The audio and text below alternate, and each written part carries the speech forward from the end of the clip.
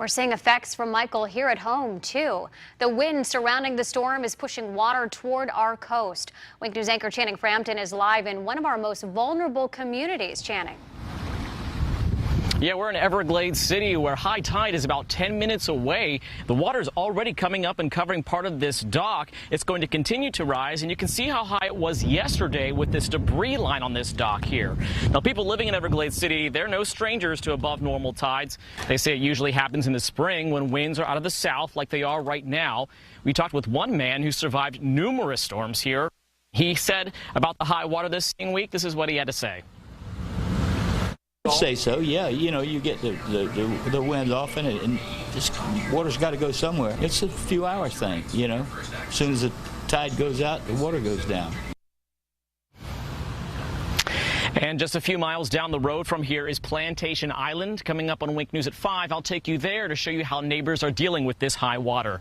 Live in Everglades City, Channing Frampton, Wink News Now. This is one of them. Video from Plantation Island yesterday, which is south of Marco Island. A woman's yard flooded by the storm surge. Wink News reporter Channing Frampton live in Everglades City now. Channing, it's high tide there.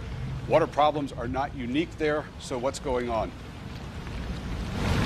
Yeah, the water's about 2 to 3 feet above where it normally would be with this high tide. We're at a boat ramp in Everglades City where the water is spilling out of the back channel here and into this parking lot.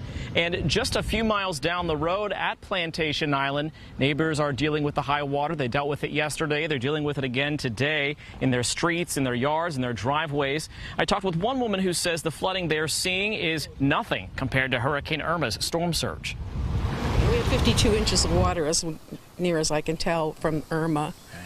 This is just a little wind. The water keeps washing in and out. It's just something that we put up with to live here. And her advice to people who are dealing with this high water: don't try to drive through it with your car, because this salt water could do some serious damage to the undercarriage of your vehicle. Coming up on Wink News at 6, we'll head a few miles down the road to Chokoloskee Island, where they're also dealing with the high water. Live in Everglades City, Channing Frampton, Wink News Now. Wink News anchor Channing Frampton live in Everglades City now. This town, of course, still rebuilding after Hurricane Irma. How are they doing?